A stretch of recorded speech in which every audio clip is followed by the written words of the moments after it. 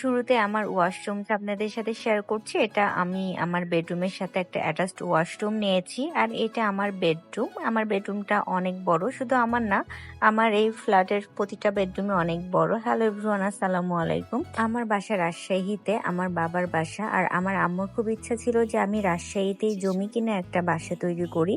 তো আমি আমার আম্মুর স্বপ্ন পূরণ করলাম আলহামদুলিল্লাহ। আমি এখানে শেয়ারে একটা জমি কিনেছি, খুব সুন্দর একটা লোকেশনে। ইনশাল্লাহ একদিন আপনাদের সাথে শেয়ার করব। আর এই তো এখানে আমার এই ফ্ল্যাটটা তৈরি হচ্ছে। এখানে আমাদের অনেকগুলোই শেয়ার আছে, এটা আস্তে আস্তে আপনাদের সাথে শেয়ার করব। প্রথমে তো আমি আমার বেডরুমটা দেখালাম, আমার কিচেনটা আপনাদের সাথে একটু শেয়ার করি। এটা আমার কিচেন। আমার কিচেনটা বেশ বড় আলহামদুলিল্লাহ, এবং কিচেনের পাশে একটা বেলকনি আছে, একটা স্টোর রুম হবে। তো সবকিছু একটু ঘুরে ঘুরে আপনাদের সাথে শেয়ার করছি। আপনাদের মতামত অবশ্যই জানাবেন যে আমার এই ফ্ল্যাটটা কেমন হচ্ছে করা। আমি নিজে থেকেই ডিজাইন দিয়ে করে নিচ্ছি, যেহেতু এটা পুরোটাই ফাঁকা ছিল। আমি আমার মনের মতন করে রুম করেছি। এখানে হচ্ছে আমার মেয়ের বেডরুম করেছি।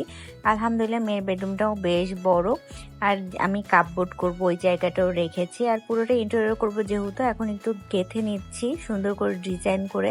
এবং পাশে দেখছেন মেয়ের জন্য একটা খুব সুন্দর ওয়াশরুম করেছি। আমাদের তিনটাই ওয়াশরুমে অনেক বড় বড়।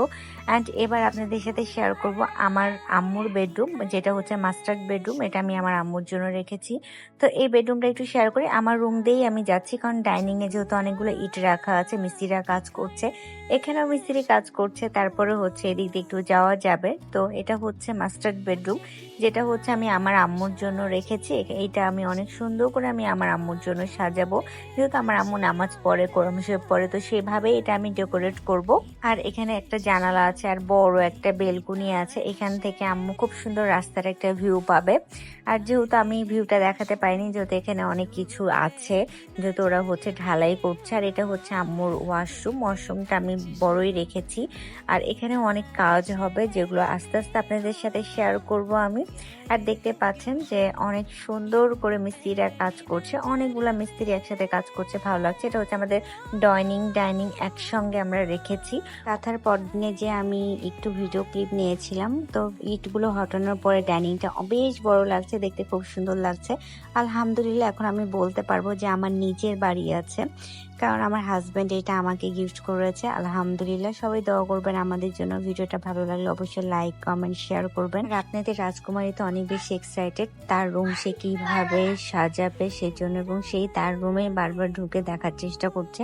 যেহেতু ইট গাঁথার পরে পানি দিতে হয়, এজন্য পানি দেওয়া হয়েছে। আর এটা আমার রাজকুমারীর রুম, যদি ইটগুলো এখন বের করে ফেলার পরে এখন অনেক বেশি ক্লিন লাগছে, আপনারা এখন বুঝতেও পারবেন রুমগুলো কেমন হয়েছে। আর এটা হচ্ছে কিচেন রুম এবং হচ্ছে পুরো বাসায় আমি ইন্টেরিয়র করব। আর তারপরে সবগুলো আপনাদের সাথে আস্তে আস্তে শেয়ার করব।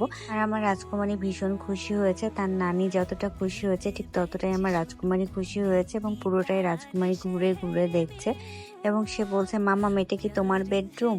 আর আমার বেডরুমে আমি কোথায় কি করব সেটাও সে বারবার বলে দিচ্ছে, মামা এখানে এটা করো, ওখানে ওটা করো। মানে ও এত বেশি এক্সাইটেড যে এই ফ্ল্যাটটা কবে রেডি হবে।